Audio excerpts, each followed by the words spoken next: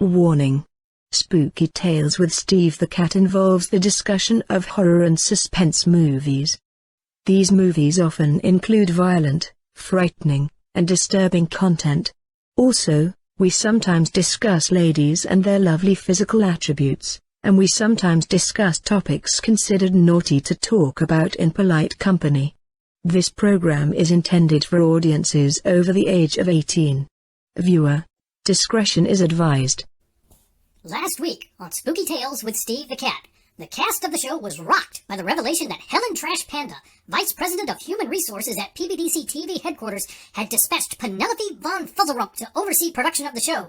The cast was further rocked when Penelope announced that she was taking over as showrunner and that the cast was to address her as Princess Penelope. Also came the shocking revelation that Princess Penelope's administrative assistant is none other than Malcolm Fluffosaurus, son of noted monsterology expert Professor Edgar Fluffosaurus. Tension soon flared as Princess Penelope immediately implemented a host of changes to the show, intended to make it more marketable to 9-year-old girls. Horrified by these changes, the cast staged a coup, subduing Princess Penelope and locking her in the conference room, while Carl reasserted himself as showrunner and Fancy put Steve the Cat headquarters under lockdown to prevent any retaliation from PBDCtv headquarters.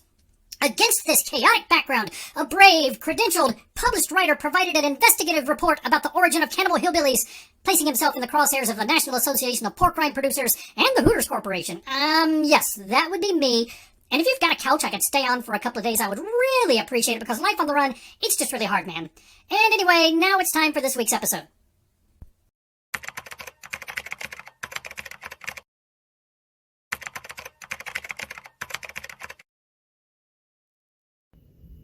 All right, everybody, settle down. It's time for this week's production meeting. Come on, settle down. We've got a big problem we need to talk about this week. Fancy, is Steve the Cat HQ still locked down? Yes, sir. All entrances are sealed. Zombie defense countermeasures are online and armed. Good. I mean, that incident with the DoorDash guy was kind of unfortunate, but yeah, I guess you can never be too careful. Anyway, it's time we address the elephant in the room. So I guess the easiest thing to do is to just come out and say it. So, Guinevere forgot to reseal the package of Nutter Butters, and they've all gone stale. No! I know, it's tragic, but nobody panic. I have confirmed that we are within Walmart's delivery radius. We just have to make sure that they don't find out what happened to the DoorDash guy. Well, that should be easy. He was pretty well disintegrated anyway. All right, good. Not good, but, under the circumstances, it's, acceptable. So, anyway, while we're all here, I guess we should talk about what to do with Princess Penelope. You vile brigands and ruffians. I demand that you untie me at once. This behavior is completely unacceptable. Pipe down, varmint, or I'll have Fancy break out the ball gag. So, initially I was concerned about this whole showrunner situation and the Broken Arrow situation, but then I started going through the security camera footage from last week and found some really interesting stuff. Penelope, since we're all here, is there anything you'd like to say to the group, or anything you might want to confess to? I have nothing to say to this collection of hooligans. You're sure about that? Well, tell you what, maybe something will come to mind after we look at this security camera footage. All right, Steve, you're due back on the set.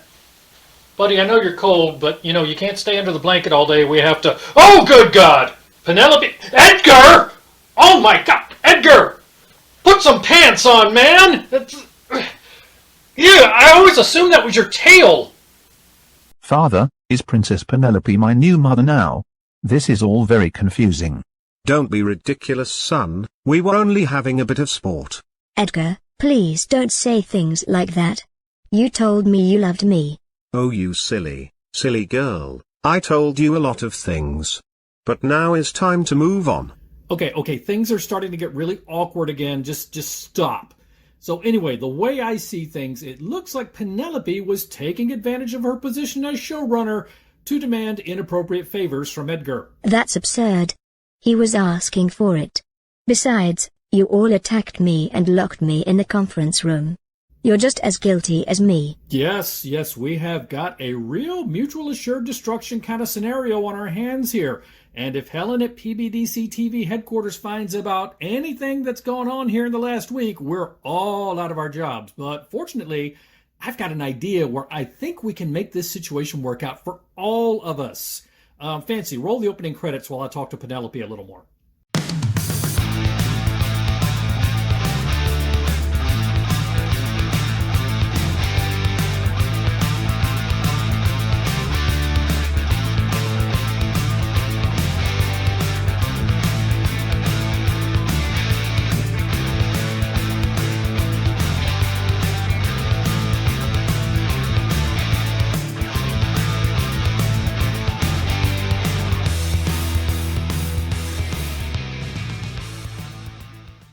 Hello and welcome to Spooky Tales with Steve the Cat, the place where we have fun discussing horror movies. I am your host, Steve the Cat. Well, folks, December is upon us. It gets dark at 5 p.m., the Christmas lights are up, and everyone is getting into the holiday spirit. Well, I'm sorry, but we've only got 2 more episodes of Spooky Tales with Steve the Cat before the end of 2021, and that includes tonight's episode. So, in celebration of the Christmas season, we're going to focus on Christmas-themed horror movies for the remainder of December. Now, anyone who knows me knows that I am not a huge fan of Christmas-themed horror movies. I love Halloween, I love Christmas, but I think Halloween is Halloween and Christmas is Christmas, and I do not really enjoy mixing the two together. I have, however, managed to find a few seasonal horror films that I enjoyed, so we'll be focusing on those for the next 2 weeks. Tonight we have a mixture of something old and something kind of new.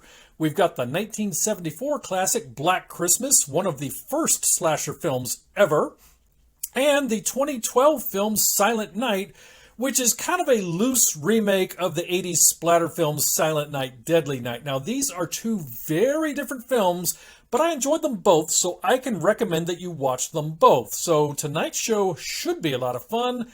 I hope you enjoy it. Thank you, as always, for joining us. So glad to have you here. Now, here we go.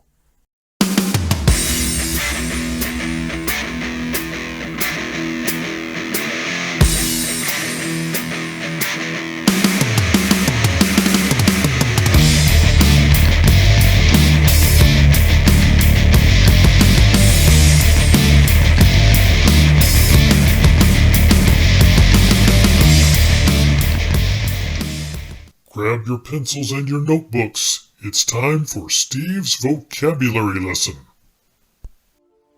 Ho, ho, ho, and welcome to this very special Christmas season edition of Steve's vocabulary lesson. This, of course, is the part of the show where we develop new and innovative words and phrases in an effort to stay ahead of social media bots and algorithms that would otherwise try to ban our discussion. We have a very special 4-term Christmas season themed lesson this week, so let's get into it. Our first word is chestnutting. Chestnutting is a noun that refers to the action of setting a character ablaze. Now, 11 months out of the year we refer to this as enfuegoinating, but during the Christmas season we use the seasonally appropriate title of chestnutting. Now, I know many of you enjoy the traditional German Yuletide celebration, and you're probably familiar with the German version of this term, which is Herrenkrispen. Second word, eggnogging. No, this does not mean what you think it means if you've read Urban Dictionary. That's gross. Eggnogging is a noun that refers to the action of converting a character into a lumpy liquid or slurry-like state through the application of a mechanical process. Now, again, 11 months out of the year, we would simply refer to that as instuinating, but during the holiday season, we refer to this as eggnogging. And if you are familiar with traditional German Christmas carols, you have probably heard this term referred to as Herrenschmoothie machen. Our third word is gift wrapping. Gift wrapping, of course, is a noun that refers to the action of using a plastic bag to asphyxiate or attempt to asphyxiate another character. Once again, 11 months out of the year, we refer to this as double bagging, but during the holiday season, we call this gift wrapping. And during your traditional German Yuletide celebrations, you may hear this referred to as Herrenbagenschulken. And finally, Stove poking. Stove poking is a noun that refers to the action of sticking a character on the end of a fireplace poker. So this is a seasonal variant of fonduing, a word from last season. Fonduing, of course, refers to the action of putting a character on the end of a long fork, typically a pitchfork. In this case, we are doing the more festive, holiday-themed celebration and sticking the character on the end of a fireplace poker. And if you are familiar with traditional German Yuletide carols, you have probably heard this referred to as Herrenpuken. And that is Steve's vocabulary lesson for this week. Please keep these words in mind. They will become important later in the episode. Welcome to Meerkat's Musings, a completely extemporaneous and unscripted journey into the mind of conspiracy expert Crimson Meerkat. That's me, I'm Crimson Meerkat. Tonight, I want to talk to you about the holidays. Yes, it's that time of year, it's the holidays. And with the holidays come holiday traditions. Now, some holiday traditions are nice and pleasant, like Christmas trees, and shiny Christmas lights, and tinsel, and Christmas ornaments. And some traditions are weird, like fruitcake. Why do people give people fruitcake? I think there's only one fruitcake out there that everybody is exchanging. But that's not what I'm here to talk about today. I'm here to talk about traditions that are downright dangerous. Yes, folks, we're talking about Elf on the Shelf. Where did Elf on the Shelf come from? How did it become a thing? Well, if you think it's actually a Trojan horse for a form of state surveillance, you would not be far from wrong. Now, it is not actual government surveillance because government excels at spending money, but their bureaucracy prevents them from being efficient at gathering surveillance data. They find it easier just to buy it from private companies. So you might think that, okay, Elf on the Shelf was put into my home by a big tech company like, say, Facebook or Alphabet. That's the obvious answer. In fact, it's too obvious. You've got to look deeper. Think about it. Twitter is an app that was made with 7th grade girls in mind. What are the odds that could become a billion-dollar corporation with millions of subscribers, huh? People don't actually use Twitter. My estimate is that over 97% of accounts on Twitter are fake.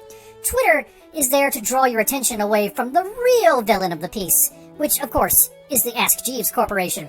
Yes, the Ask Jeeves Corporation invented Elf on the Shelf as a way to get high-tech surveillance devices into your home. But why? Why do they want to conduct surveillance? Well, of course they're researching consumer habits, but they're researching something very specific. Shoes. Specifically, women's shoes. They want to know all about women's habits when it comes to buying shoes. Now, why would that be? Well, it is known to scientists that women's shoes are one of the few elements in the universe that can bend the laws of time and space and economics and probability. I mean, think about it. Have you ever been to the mall? Have you ever noticed how many shoe stores there are at the mall? By all rights, by all laws of economics, you shouldn't be able to support that many shoe stores in such a small place, and yet they thrive. Now, women will tell you it's because they need different shoes to go with every outfit. But then you'd think there would be roughly the same number of stores selling outfits as selling shoes, but that's not the case. The shoes outnumber the outfits by so much, it makes no sense, and that's the point.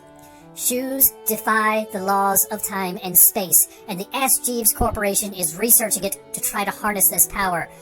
Why would they want to do this? Well, I'm not sure, but I'm sure they have some nefarious purpose in mind, and I will be watching. So, folks, keep your eye out and get that little elf out of your house. Anyway, that's all for Meerkat's Musings. Now back to the show.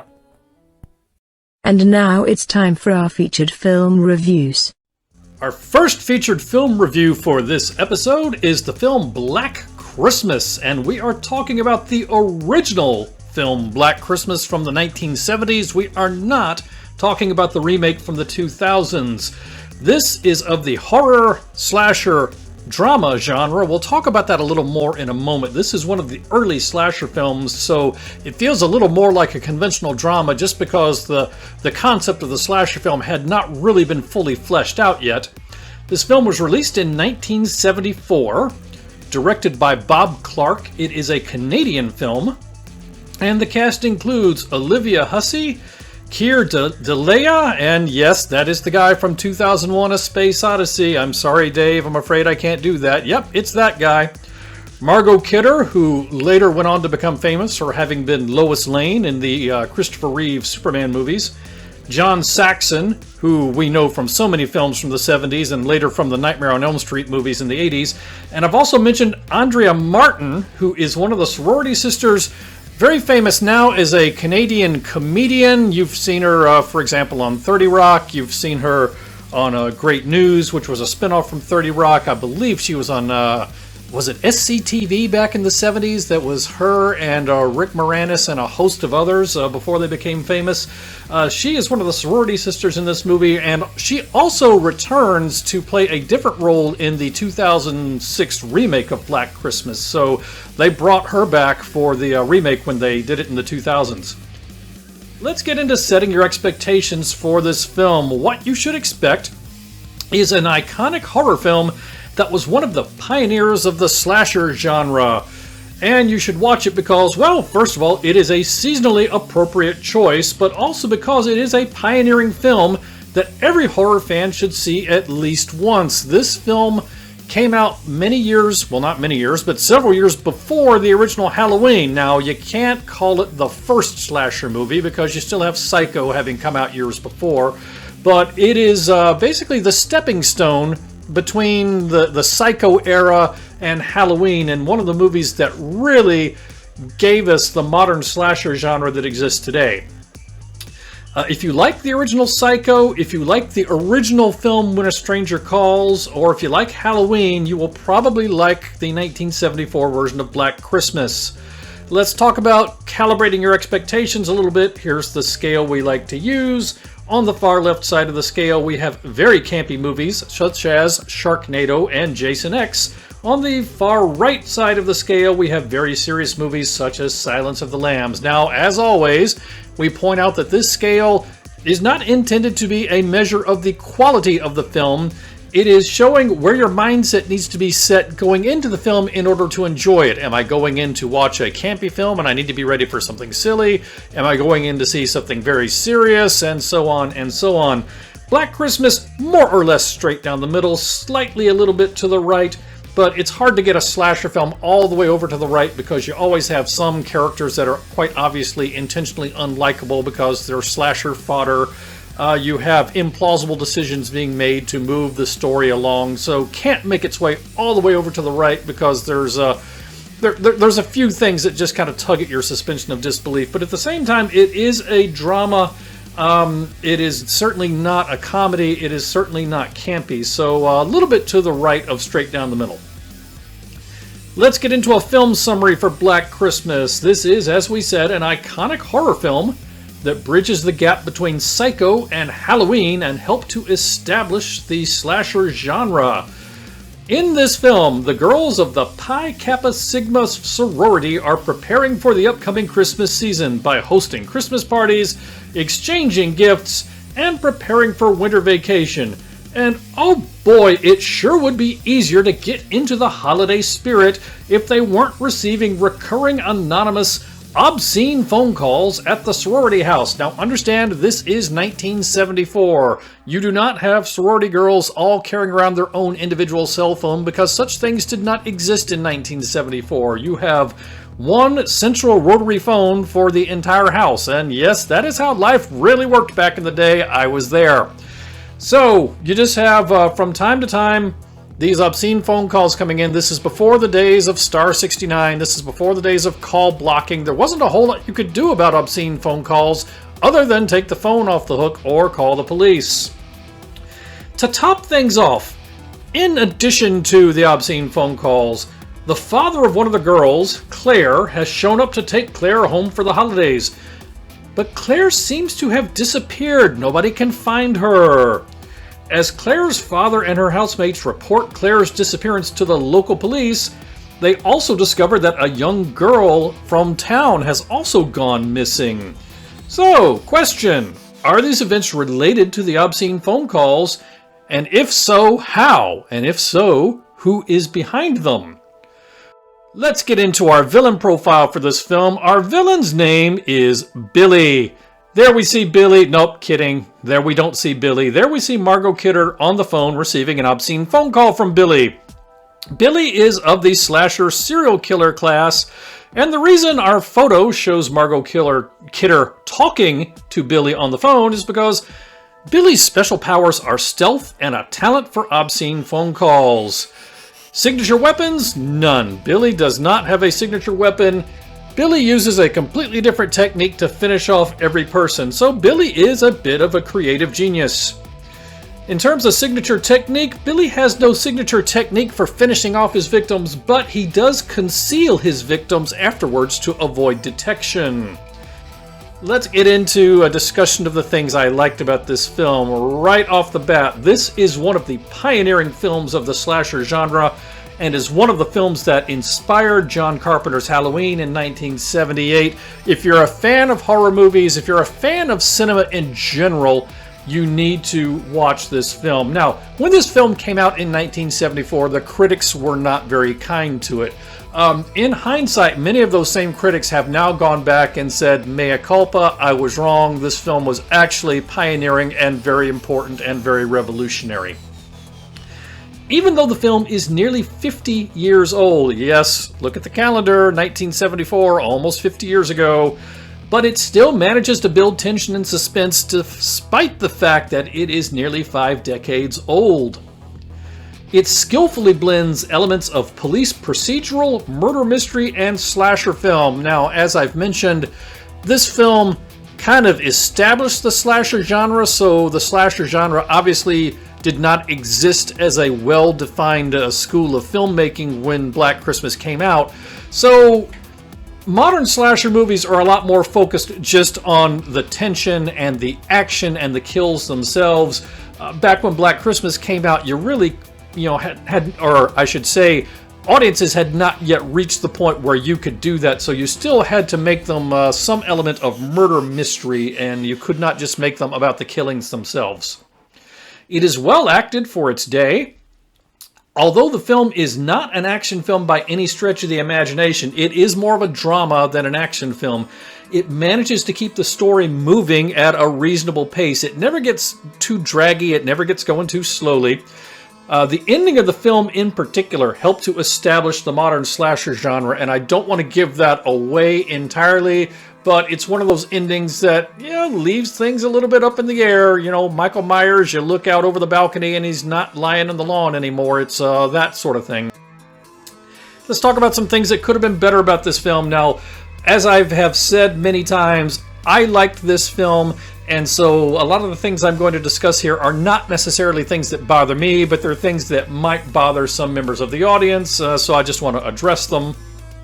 Right off the bat, because the film predates modern slasher films, it is more heavily tilted towards drama and police procedural than a modern slasher film, and that's just part of the roots of the film, is that it predates the days where you could just make a slasher film and just show Jason hacking one person after another with a machete. Audiences raised on modern slasher movies may be disappointed by the comparatively low kill count and lack of on-screen special effects in this film, but again, this is one of the films that created the slasher genre, so you're kind of imposing a retroactive standard or idea of what should be delivered upon an older movie if you're disappointed by the lack of special effects. Modern audiences may find the pace of the film a little bit slow. It doesn't drag, but at the same time, it is not an action movie. It is more of a drama with elements of police procedural. Some of the characters are one-dimensional. That is something that has carried over to slasher films to this day. Some of the characters are one-dimensional. They're kind of slasher fodder. The ending of the film may not provide the closure you are seeking, but that is the case of a lot of slasher films, and this is one of the first to leave you with that really ambiguous ending that makes you not feel great about going home after. Some of the behavior of the police force may come off as implausible. There is some, for lack of better words, comedy in this movie with the police force. It is a small college town police force. They are not equipped to handle this kind of thing, and the filmmakers don't try to fool you into thinking that the police force is really up to this challenge. Let's get to Steve's scorecard for Black Christmas 1974. Kills 6 + 1 off screen, so you have one murder that occurs off screen and you never see the body, but it does become an element of the story of the film. Pez dispense rings, you get 1. Gift wrappings. Yes, 11 months out of the year, we refer to that as double bagging, but during the Christmas holidays, we refer to this as gift wrapping. Yes, you get some gift wrapping in this film. Stove pokings. 11 months out of the year, we talk about fonduings, putting the character on the end of a long fork. This is a Christmas film variation involving a fireplace poker, and you get one of those as well. Now, it is implied. You don't actually see the stove poking happen, but you do see the person lying dead after with a bloody fireplace poker next to them, and you can assume that the person was stove poked at some point. And finally, trolling for sharks, using an old lady as bait. Yes, you get one of those. Now, okay, that's an exaggeration. That's not literally true. Billy does not literally go trolling for sharks using an old lady as bait, but there is a killing involving a hook and a line, and there is a bit of a fishing metaphor there. Now, the scorecard for this film is kind of short because it is an older slasher film. This was before people started getting really creative with practical special effects and everything else, so it is kind of a short scorecard, but we do have a voluminous list of bonus features. So let's get into that. With your viewing of the 1974 version of Black Christmas, you get many bonus features, including 1970s perm action. And let me tell you, folks, it's not just the ladies, it's for men too. You get obscene phone call action. You get a house mother with a drinking problem. Oh yes, the house mother in this film, God bless her, she does enjoy a drink or two. If you look up disapproving father in the dictionary, you will see a picture of Claire's father. This man is quite literally the embodiment of the Webster's Dictionary definition of disapproving father. Just, you have to see it. And as soon as you see it, you'll say, yeah, that this man is literally the incarnation of a disapproving father. You get nasty, unlikable Lois Lane. Yeah, I did mention there are some one-dimensional characters, and slasher movies often have intentionally unlikable characters to be slasher fodder. In this film, Margot Kidder, in her pre-Lois Lane days, not somebody you really come off liking in this film. You get Keir Dullea groovy 1970s hair, and it is a sight to behold. But more importantly, you also get Keir Dullea's groovy 1970s plaid coat. Now, if you are not old enough to have seen WKRP in Cincinnati from back in the 70s, you will not understand this reference. But for those of you who have, this is a Herb Tarlick coat if there ever was one. There's no telling how many Volkswagen Beetles died in order to make this coat, but somebody killed at least one Volkswagen Beetle and skinned the seat covers and sewed them into a blazer, and Keir Dullea wears it well in this film. You get piano smashing action. Decades before Blue Man Group became a thing, Keir Dullea indulged in some piano smashing action in this film. You get cat corpse licking action. Now that does not involve a cat corpse, that involves a cat licking a corpse. The cat decides he's not quite sure who's going to come out on top, the sorority girls or Billy, so he's unwilling to commit to one side or the other in this film, and who can blame him? You get a butt full of birdshot, which is something that frankly every movie needs. And finally, you get deadly unicorns. Yes, it did not begin with Cabin in the Woods. Decades before Cabin in the Woods gave us deadly unicorns, you had a deadly unicorn in Black Christmas. So let's get to the final score for Black Christmas, the original 1974 version. We are going to give this 3 paws out of 4. It is an iconic, seasonally appropriate horror film that helped to pioneer the slasher genre, and it still generates tension and suspense nearly 50 years later. I enjoyed this film. I recommend it. Understand it is a little more of a police procedural drama kind of slow burn than something like, say, Halloween Kills. Again, it's almost 50 years before Halloween Kills, so you cannot expect them to be, directly comparable. So it's a little bit slower, but definitely an enjoyable slasher movie, especially if you're the kind of person that likes tension and a slow burn tension kind of slasher film. So I recommend it, and that is Steve's final score for Black Christmas. And now a word from our wise and noble sponsors at PBDCtv, your nightly heartbeat of horror.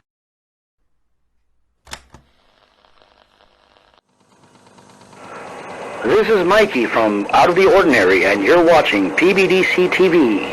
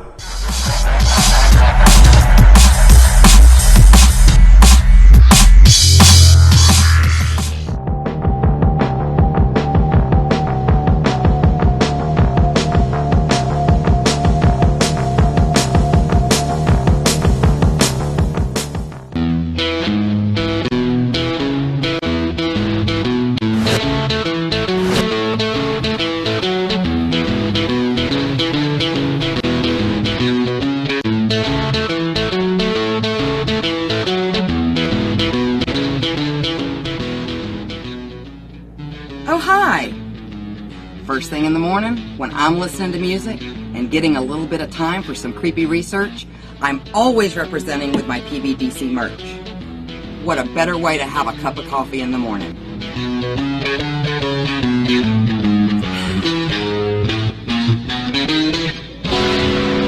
Don't forget to check out our other cool merch at rootsbleedred.com. That's rootsbleedred.com. This is Professor Edgar Fluffosaurus from Spooky Tales with Steve the Cat, and when I'm not hosting Monster Chat or knocking down small Japanese cities, I'm watching PBDC TV. Now back to the show.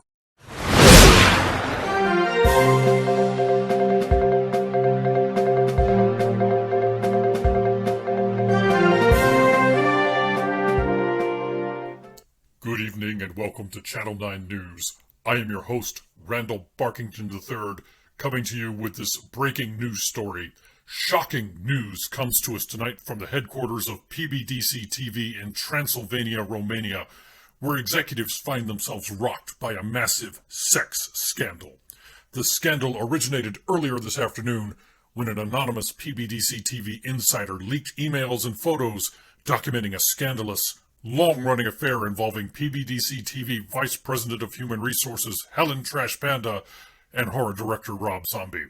You may recall that earlier this year, Helen Trash Panda suspended horror program host Steve the Cat from his weekly broadcast due, in part, to criticisms leveled by Steve the Cat at Rob Zombie's remake of the Halloween movie series. These newly surfaced photographs raise the chilling possibility that the suspension was, in fact, a personally motivated act of retaliation against Steve the Cat. But these photographs are only the beginning. As the afternoon went on, additional employees of PBDCtv stepped forward to tell their stories, documenting shocking tales of perversion and abuse. Please be warned that the footage you are about to see is shocking, and some may consider it offensive. It started out as simple flirtation in the workplace, you know, the kind of thing that's not really encouraged, but is basically harmless. But her behavior and demeanor soon changed. Before long, she was calling me during work hours and making crazy demands, insisting that I wear a schoolgirl outfit and call her Mistress Trash Panda. Sometimes she would swat me with a ruler and tell me I was a bad boy. One time, when she had had too much to drink, she showed up at my apartment banging on my door and screaming that she was Tokyo and that I should ravage her with my atomic breath. It was all very degrading. I really don't want to talk about this anymore. At first, I thought we really had something special. I would read her love sonnets while she swatted me with a riding crop and told me that I was a bad, bad boy. But she soon changed. What was once beautiful and magical became tawdry and cheap and transactional. It was just about power for her. The whole experience has changed me. Now, whenever I try to write poetry, it comes out sad and lifeless. I don't think I can talk about this anymore. You are going to blur my face, right? It would be really embarrassing if people saw who this was. As word of this scandal began to spread, other hosts and personalities from the PBDCtv community began to release official statements. Crypt-dwelling show host Mother de la Morte released a statement on Twitter saying, "Why did no one tell me there was a raccoon living in the attic? Someone fetch me a broom! Shoo! Shoo!" Cannibalism enthusiast Aka released a statement saying, "Why did no one tell Oddmother there was a raccoon living in the attic? And how did she end up on payroll?" Show host Mr. Ghoul released a statement saying, "Helen used to make me wear pigtails and a schoolgirl outfit. It was strangely refreshing, but probably inappropriate." And finally, host of Out of the Ordinary Mikey released a statement saying, "Helen made me dress up like a furry whenever I was in the office." Which wasn't so bad, except Oddmother kept hitting me with a broom. PBDCtv has announced that they will be holding a press conference at 11:30 p.m. Eastern Time this evening. While it is unknown what the contents of this press conference will entail, it is expected that they will announce the resignation of Helen Trash Panda and that she'll be replaced with up-and-coming executive Penelope von Fuzzlerump. Please stay tuned to Channel 9 for further updates on this story. And now, back to our regular programming. Ho, ho, ho, it is the holidays, and it is time to tear the wrapping paper off of our featured film review for the film Silent Night. There you see the poster right there, Santa with a flamethrower. This is a horror movie with a holiday slasher theme, released in the year 2012, directed by Stephen C. Miller, and the cast includes Malcolm McDowell, Jamie King, Donal Logue, Ellen Wong, who you might remember from The Void we talked about a few episodes back, and yes, there she is, the legend Courtney Palm, the official Scream Queen of Spooky Tales with Steve the Cat, our favorite Scream Queen of all time, Courtney Palm. We love you, Courtney Palm. Yes, she does have one scene in this film, and she does make the most of it. Let's get into setting your expectations for this film. What you should expect when you watch Silent Night is a pretty good Christmas-themed slasher film that is loosely based upon 1984's Silent Night, Deadly Night. The reason you should watch is that, obviously, it is a seasonally appropriate choice for this time of year, and frankly, as modern remakes of 80s-era splatter films go, this one is pretty good. It is better than a lot of the modern remakes that have been made of 80s classics. If you like, say, Friday the 13th or Scream or Halloween, you will probably like Silent Night. It is a pretty conventional slasher film, so if you like any of the basic staples of the genre, you'll probably enjoy this one. Let's talk about setting your expectations. So here's the scale we like to use. On the far left is the mindset you should use for going into very campy films, such as Jason X or Sharknado. On the very right, the mindset you should take going to see very serious films, such as The Silence of the Lambs. Now, this scale is not a measure of the quality of the film. This scale is a measure of where your mindset needs to be when you go into the film if you're going to enjoy it. Silent Night, you need to be a little bit to the left of the center line, so it's not a full-blown campy experience or a full-blown comedy, but it is certainly not a serious movie by any means. It's a party kind of movie. It's the kind of movie you can watch with a group of people and just enjoy the fact that it's a slasher film and just have fun with it and not feel too bad about what you're seeing on screen. So let's get into a film summary. This is a slasher film that is loosely based upon 1984's Silent Night, Deadly Night, but it is not a literal remake or reboot. Now, let me unpack that a little bit. Silent Night, Deadly Night is a pretty conventional 80s slasher movie that came out in 1984 and has developed a cult following and kind of a infamy for one simple reason. When the film came out in 1984, it was about a young boy who witnessed his parents being killed and later was raised in an orphanage where he was abused and finally has a nervous breakdown and goes around murdering people dressed as Santa Claus. Your pretty standard 80s splatter film stuff. And the movie probably would not stand out in anybody's mind, but for whatever reason, at the time, it caught the attention of the public, and the public was outraged by the advertising campaign for this film, which showed Santa, carrying an axe or what have you. And the film was released around Christmas time, and their parents were concerned that it was going to terrify children and make them afraid of Santa, and frankly, the commercials were being shown during the 8 o'clock hour on network television, and understand this is back in the days when most people didn't even have cable. And so the film was released, and then 6 days later, after protests at the movie theaters and everything else, it was pulled from the movie theaters by the distributor. So this film was released for a grand total of 6 days before it was yanked out of theaters because of the public outrage. Now, had it not been for that, I doubt anyone would even remember this film. But that's what happened, so it's developed kind of a cult following and an infamy because of that. Now, here's a confession for you. Despite the fact that I have watched slasher films as long as I can remember almost, I have never seen 1984's Silent Night, Deadly Night, or at least I don't remember ever seeing it, so either I've never seen it or I saw it so long ago that it did not really stand out in my mind. That is something that I am going to rectify this Christmas season and make sure that I at least rent the original Silent Night, Deadly Night. Now, there were 4 sequels to the original Silent Night, Deadly Night, and I have seen Part 2 and Part 3, which were direct sequels to the original, and frankly, they were nothing to write home about, and my gut tells me that the original was nothing to write home about, other than the fact that it was pulled from the theaters and thus achieved a certain kind of infamy. Parts 4 and 5 are completely unrelated standalone stories. I've not bothered with those. I am going to watch this film at some point, but understand that the review I'm doing here, I'm not going to attempt to make any kind of connection between the 2012 film Silent Night and the film upon which it is at least loosely based, the 1984 Silent Night, Deadly Night, because I've not seen the original. So I went into this one with pretty much a clean slate on whether or not I was going to enjoy the film or not.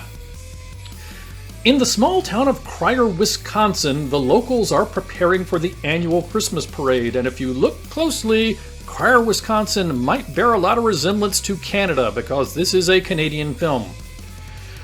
Aubrey Bradamore, played by Jamie King, is a young sheriff's deputy who is the daughter of the retired sheriff, and she is still reeling from the unexpected loss of her husband. Bradamore has to shake off her holiday depression when she is called into work by Sheriff Cooper after another deputy does not report for work. She really was not planning to go into the office. She was planning to take the day off, spend the day at her parents' house with her parents, kind of trying to get through the holiday depression, spending what presumably is the first Christmas without her husband.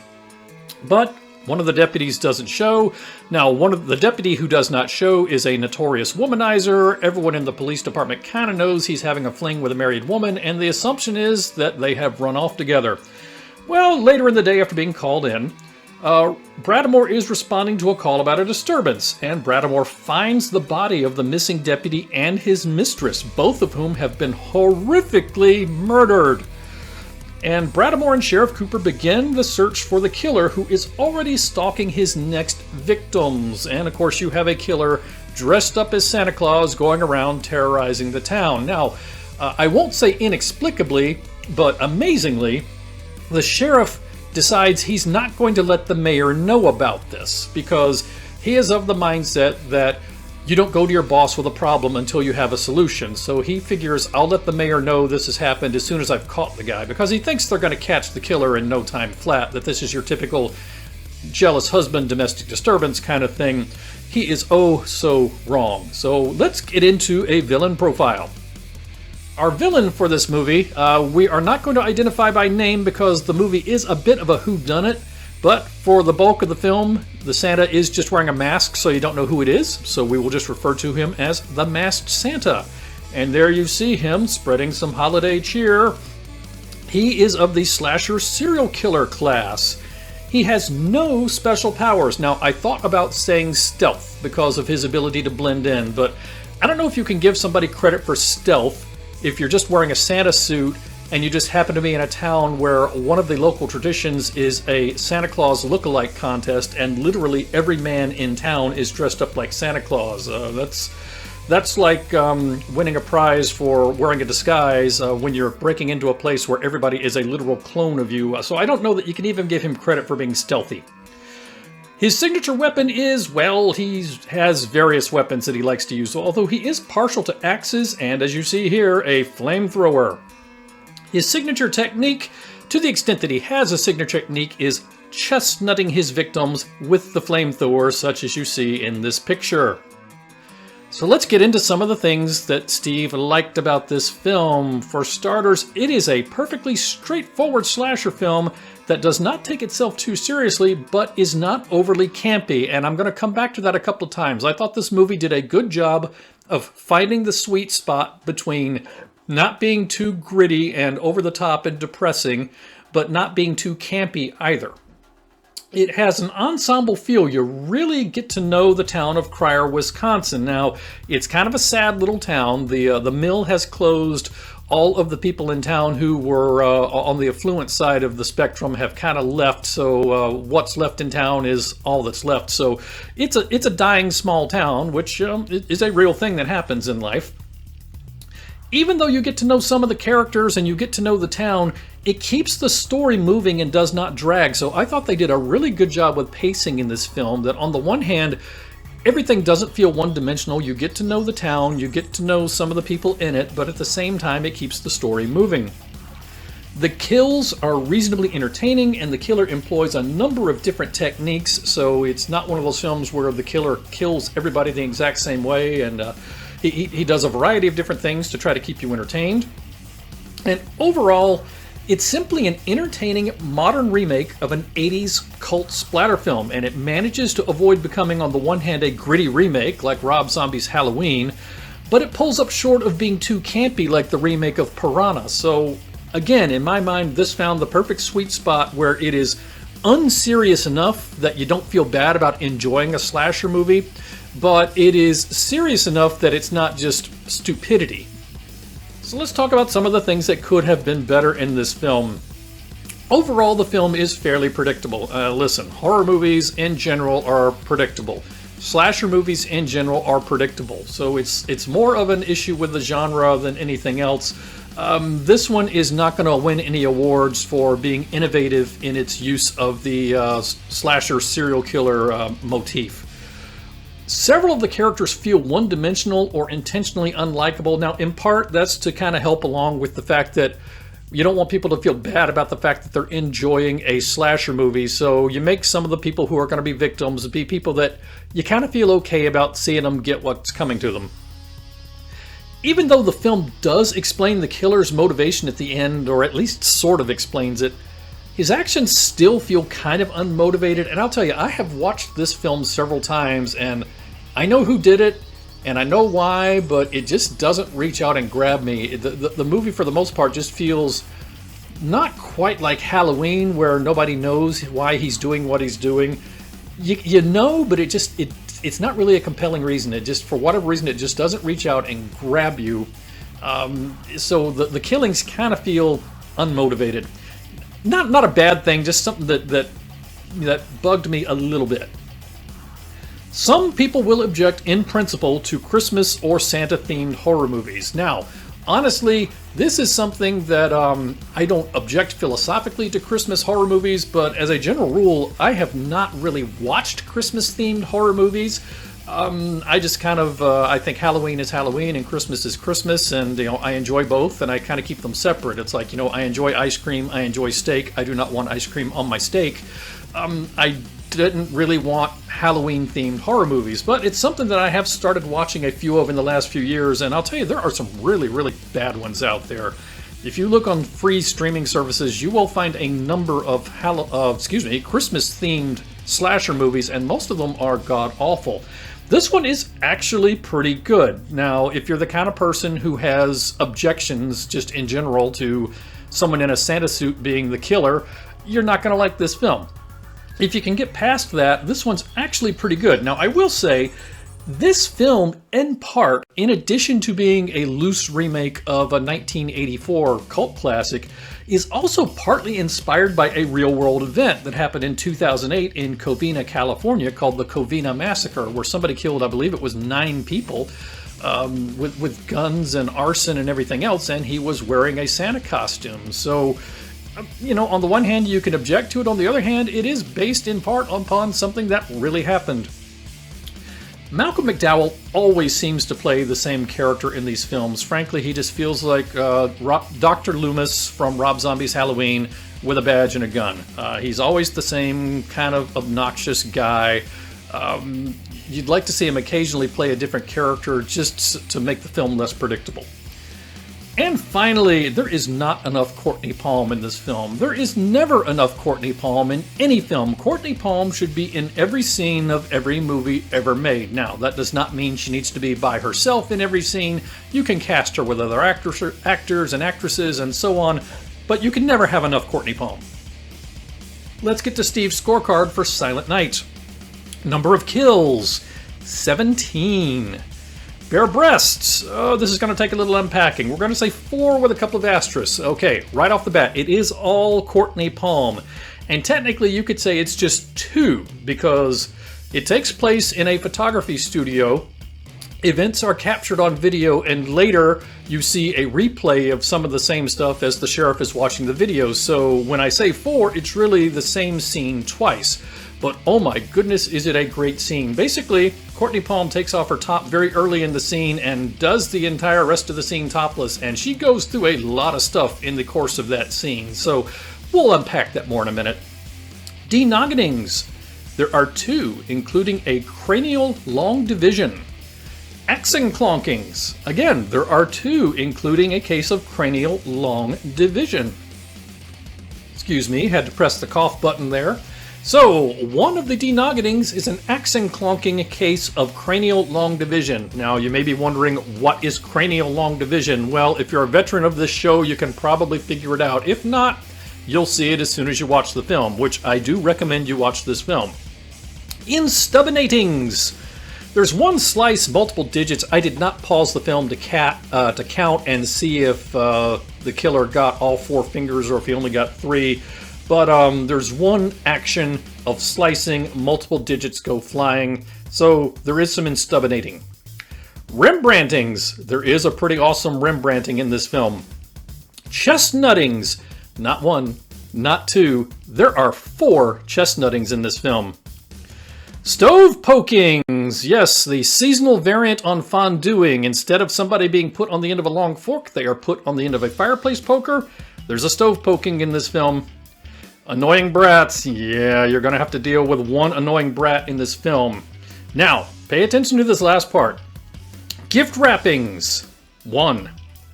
Instumpinatings. 1. And eggnoggings, what we usually call instewinatings, but during the Christmas season we call eggnoggings. There is 1 of those. And it's all Courtney Palm. Yes, the hardest working lady in horror movies gives it her all. We'll talk about that some more in a moment. With your viewing of Silent Night, you also get some awesome bonus features, such as electrocution via Christmas tree lights. You get to know the town of Cryer, Wisconsin, including its naughty pastor, its creepy deputy, its slutty mayor's daughter, and the crazy homeless Santa. Yeah, the Cryer, Wisconsin, not the most upscale neighborhood. You get a lady punching Santa Claus. You get the deputy with the world's shakiest hands scoring a bullseye. Now, I often mock the Hollywood institution for their attitude towards guns. On the one hand, they are reflexively anti-gun, yet on the other hand, they can't put enough guns in their films, and yet they don't seem to know the first thing about how they work. This movie's a pretty good example of this. Speaking as somebody who does fire handguns from time to time, if my hands were shaking that badly and I were firing a weapon in an enclosed space, I think it's only 50-50 that I would even hit the wall behind me, but she scores a bullseye, so more power to her. You get Santa's brass knuckle beatdown. Yes, the masked Santa killer has brass knuckles underneath those Christmas gloves, and he does use them at one point, and if you look closely, the brass knuckles are even embossed to say ho ho ho on them. You get an axe fight.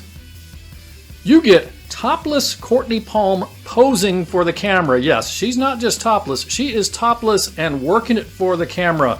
But from there, we proceed to topless Courtney Palm on the run. Yes, running from the killer. Until finally you get topless Courtney Palm enduring a feet-first live eggnogging. Oh my God, it is spectacular. It is just, it's just amazing. She is fantastic. She is the official Scream Queen here of Spooky Tales with Steve the Cat. We just love her. If anyone knows Courtney Palm or knows her representation and can get her in touch with us, we will send her some Spooky Tales with Steve the Cat swag. Understand, when I say that, we don't actually have any Spooky Tales with Steve the Cat swag. We have never had Spooky Tales with Steve the Cat swag. However, we will make some for Courtney Palm because we love her so much. Thank you, Courtney Palm. We love you. So let's get to Steve's final score for Silent Night. We're going to give this one 3 paws out of 4. It is a perfectly straightforward and yet surprisingly enjoyable modern remake of an 80s splatter film. It's just an overall fun holiday-themed slasher film. Now, we talk about this from time to time. This is one of those films where I can't tell you any one particular thing that is really outstanding about it. It's like a baseball player or a journeyman football player who just has a really good career because they do everything well, but they're not necessarily Hall of Fame caliber at any one thing. It's a good movie. I really enjoy it, especially if you're having like a Christmas gathering of your friends and you're all horror movie fans. This is a good one to watch. So, recommend Silent Night, the 2012 remake, and that is our featured film review for Silent Night. Well, we are almost to the end of yet another episode of Spooky Tales with Steve the Cat. But before we go, let's take just a minute to talk about other stuff Steve watched this week. Number 1, we watched a movie called Christmas Evil, which was available on Tubi, free with ads at the time we recorded this episode. In this film, a man suffers a Santa-related trauma as a child, then eventually takes it out on the world as an adult. Pretty straightforward. It's an old slasher film from 1980. I don't mean from the 1980s, I mean from 1980. So from the very beginning of the 1980s. It's not really splattery enough to be a splatter film. It's not really suspenseful enough to be a suspense film like Black Christmas. It's just kind of there. It's not a bad film. If you enjoy really old slasher films, you might enjoy this one. It's nothing to really go out of your way for, though. I mean, it's not bad, but it's nothing special. Number 2, we watched a film called Blood Scarab, which, at the time we recorded this, was available free with ads on Tubi. In this film, it has something to do with vampires and their quest to utilize a mummy's powers to make themselves invulnerable to daylight. It's a campy horror comedy. No, it's not actually. Actually, that's not accurate at all. This is basically porn. It's porn. As Crimson Meerkat would say, it's porn, it's porn, it's porn, it's porn! I mean, technically not porn, but basically it's a collection of many, many lovely feminine attributes in various states of undress and gyration. Yeah, lots of lovely naked ladies in this film. Third thing we watched this week, Chucky, from USA and Sci-Fi Channel, which is available through the on-demand service to subscribers of those channels, and I don't know what other streaming services. I get this free through my Verizon Fios cable TV subscription, so I don't know what other streaming options might be available. Again, You probably saw the season finale of this a few weeks ago. I record this show a few weeks early, so for me, I just saw the series finale, or excuse me, the season finale yesterday. In this series, a misunderstood middle schooler becomes the center of a spree of mayhem and murder after he buys a good guy doll at a yard sale. Yes, the ubiquitous good guy doll, which of course means that this is based upon the Child's Play movies, and this TV series attempts to bring together all of the various threads from the earlier films. So this is not a reboot, it is not a remake. It attempts to pick up where all the films have left off, except for that remake they did a few years ago where Chucky wasn't actually Chucky, he was just kind of a robot gone bad. But basically it brings together Jennifer Tilly and everybody else, so all the classic Chucky movies kind of get brought together in this TV series. Now, I'm going to tell you right up front, I am not a huge fan of Chucky as a horror villain, but this series works reasonably well as episodic television, which allows the series to spend a lot of time on Chucky plotting and scheming and manipulating rather than just killing. So until you get to the last episode or two, there's very little killing. I mean, there's like one killing per episode, but there's a lot of character development and story development and plotting and scheming going on, so it's pretty enjoyable if you like campy slasher stuff. Although I will say, if you've not watched the films, you might be a bit confused. Now, I am not a huge fan of the Child's Play series, so it's not like I've sat and watched them religiously, but I was able to follow what was going on, so apparently I have seen all of the films and absorbed enough from them that I was able to follow this. If you go into this knowing nothing, you'll probably be able to enjoy it, but you might be a little bit confused. You might just have to kind of, hold on and, just hang in there for the ride and not entirely know the backstory of everything that's going on. But overall, I would give a thumbs up to Chucky on USA and Sci-Fi. Blood Scarab, if you want to watch writhing naked ladies, it's worth watching. Otherwise, it's not. Christmas Evil, like I said, is pretty meh. If you're looking for a Christmas-themed slasher movie, you can do worse, but it's nothing special. So, that is other stuff Steve watched this week. Well, that brings us to the end of this holiday episode of Spooky Tales with Steve the Cat. Thank you so much for joining us. We hope you enjoyed it. Now, if you did enjoy the show, please remember to like, share, subscribe, and follow. As we always say, the best thing you can do to support the show is to share this broadcast. Now, you can find us on Facebook at Spooky Tales with Steve the Cat. You can also find us on YouTube at Spooky Tales with Steve the Cat, and you can even now find us on Rumble, Spooky Tales with Steve the Cat. And yes, that's Tales with an A-I-L-S.